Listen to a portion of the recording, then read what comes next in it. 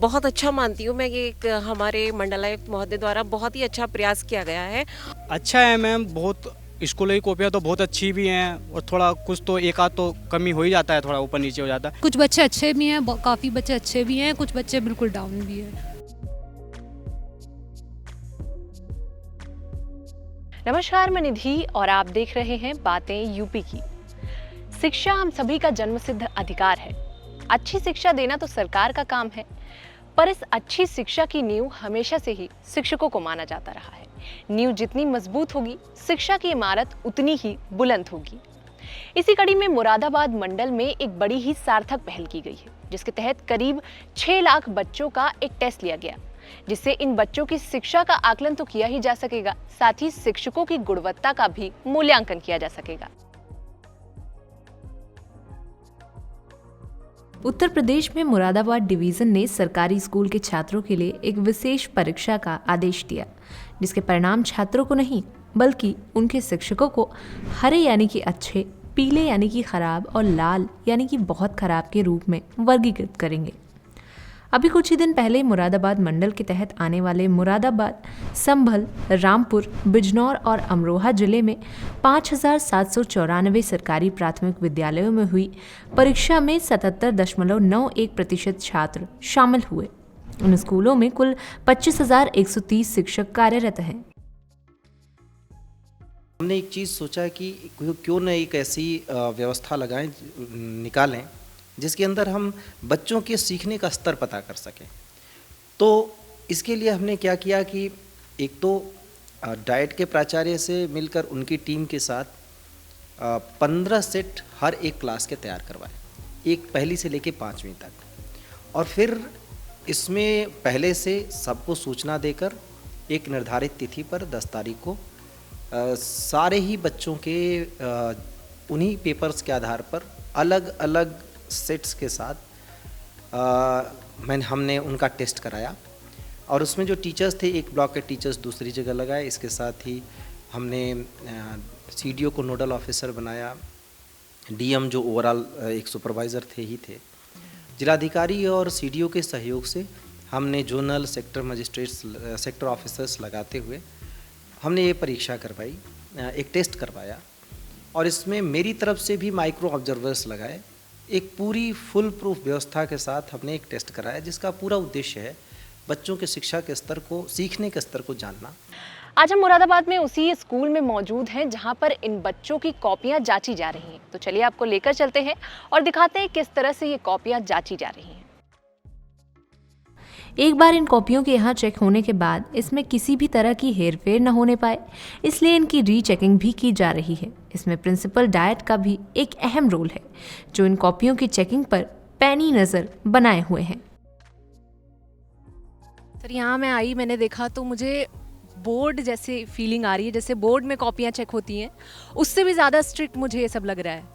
तो क्या तैयारियाँ की गई हैं इन कॉपियों को चेक करने के लिए? क्यों इतना स्ट्रिक्ट इसे किया गया है? मैडम, बोर्ड से भी ज़्यादा तगड़ी व्यवस्था की गई है। सीसीटीवी कैमरे में निगरानी हो रही है। पर्यवेक्षक हमारे डीएलएड के स्टूडेंट हैं। डीएलएड के स्टूडेंट से पर्यवेक्षण के बाद 5% कापियाँ रैंडमली जूनियर हाई स्कूल के टीचर्स द्वारा चेक की जाती हैं। अभी तक कोई गलती नहीं मिली है। तो इस तरह जो है कापी चेक करने के दौरान पूरी पारदर्शिता बरती जा रही है, ताकि जो है एक 100% एक्यूरेसी के साथ हमारा रिजल्ट शो हो सके। सर, 2 जिलों की कॉपियाँ आपके अंडर में जांची जा रही हैं।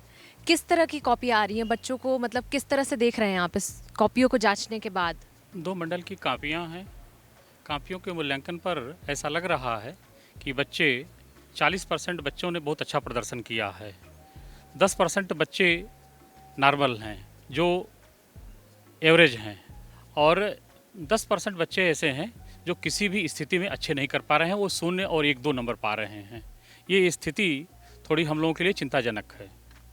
आपने भी प्राइमरी की पढ़ाई की होगी, तो बिल्कुल। उस टाइम की प्राइमरी की पढ़ाई और इतने सारे बच्चों की इस टाइम की कॉपियाँ चेक करने के बाद इस टाइम की पढ़ाई में कैसा अंतर है? क्या कुछ अंतर है? हाँ मैम, बहुत अंतर है। पहले थोड़ा रिजल्ट थोड़ा हल्का था, अब थोड़ा अच्छा है और बच्चे समझ भी पा रहे हैं, लिख पा रहे हैं, अच्छी कॉपियाँ दे रहे हैं मैम।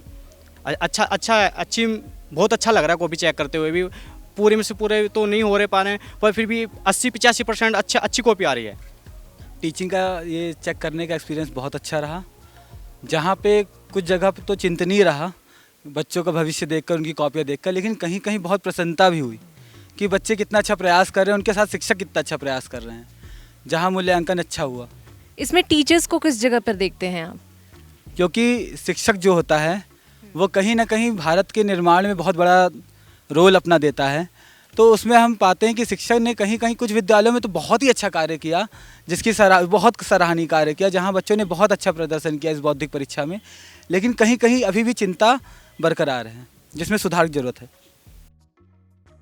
हालांकि कुछ शिक्षकों का मानना है कि ये कदम गलत है। छात्रों के अंकों के आधार पर एक शिक्षक के प्रदर्शन का मूल्यांकन कैसे किया जा सकता है? एक सरकारी स्कूल के शिक्षक के पास पढ़ाने के अलावा 100 अन्य विभागीय कार्य करने के लिए होते हैं। छात्रों के प्रदर्शन के आधार पर उनके खिलाफ कार्रवाई कैसे की जा सकती है? ये अन्यायपूर्ण है और उत्पीड़न का एक रूप है। अब इन सब पर मुरादाबाद मंडल कमिश्नर का क्या कहना है, आइए सुनते हैं।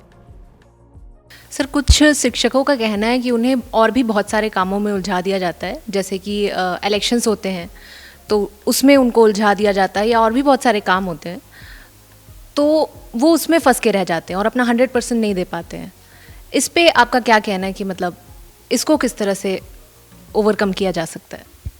देखिए, इस पे हम काम कर रहे हैं, लेकिन प्रॉब्लम ये है कि अगर हम किसी चीज़ को न करने के पीछे अगर 100 कारण गिनाना चाहें तो बहुत सारे कारण हो सकते हैं।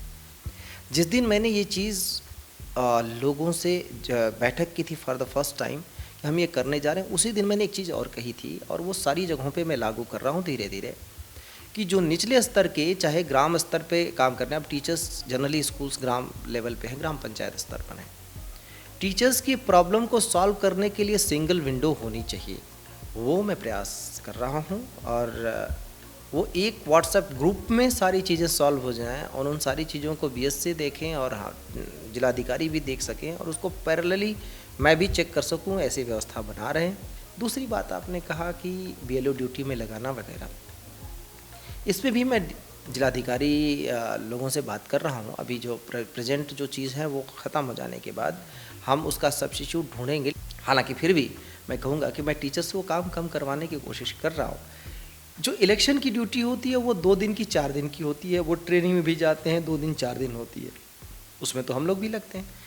तो बजाय इसके कि वो बहाने बनाए, मैं उदाहरण देना चाहूँगा एक टीचर का जो बुलंदशहर में है, अपनी पूरी टीचिंग करने के बाद वो आदमी शाम को झुग्गी के बच्चों को पढ़ाता है, और 1-2 बच्चे नहीं, लगभग 100 बच्चे पढ़ाता है।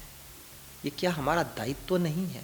लेकिन प्रॉब्लम ये है कि अगर आप स्कूल, आपकी एक ड्यूटी बस नौकरी करना ही है कि हम जाएंगे और भाग आएंगे, तो जो चीज़ें हमारे स्तर पर सुलझ सकती हैं उन सबको बेहतर करेंगे, उनकी वर्किंग कंडीशंस बेहतर करेंगे, इतना ज़रूर है।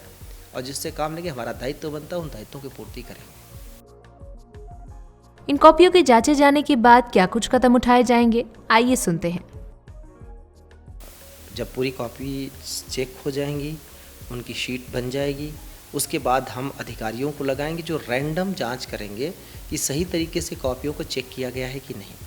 उसके बाद फाइनल जो रिज़ल्ट है, रिज़ल्ट शीट बनेगी, उस शीट पे बच्चों की भी बनेगी और टीचर्स की भी बनेगी।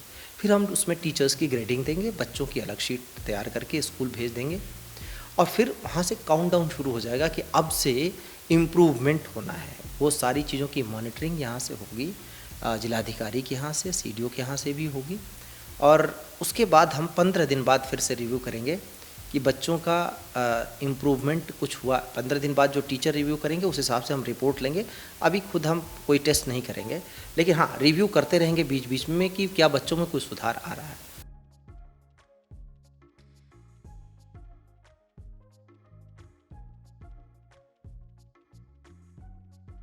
इस टेस्ट में जो क्वेश्चंस पूछे गए उन्हें हम आपको पढ़कर सुनाते हैं। पहला प्रश्न है 2 से 10 तक के अंकों को लिखो। दूसरा प्रश्न है कुछ संख्या के बाद में आने वाली संख्या को लिखो। कुछ बच्चे ऐसे हैं जो इस टेस्ट में 0 नंबर पा रहे हैं, यानी कि वो इन सवालों का जवाब भी नहीं दे पा रहे हैं। हालांकि कुछ बच्चे वहीं पर ऐसे भी हैं जो इन टेस्ट में अच्छे नंबर भी लेकर आ रहे हैं। तो इसमें जो बच्चे रह जा रहे हैं उन पर टीचर्स को ध्यान देने की ज़रूरत है, और जो टीचर्स जो इन बच्चों को नहीं सिखा पा रहे हैं उन पर प्रशासन को ध्यान देने की ज़रूरत है। मुरादाबाद मंडल की ये पहल काफ़ी सराहनीय है। अगर आगे भी ये कंटिन्यू किया जाता है तो ये पूरे एजुकेशन सिस्टम पर बड़ा प्रभाव डालेगा। फिलहाल आज की हमारी इस वीडियो में बस इतना ही। ये वीडियो आपको कैसी लगी कमेंट बॉक्स में लिखकर बताना बिल्कुल ना भूलें। फिर मिलेंगे कुछ ऐसी ही जानकारियों के साथ, तब तक के लिए देखते रहें और करते रहें बातें यूपी की।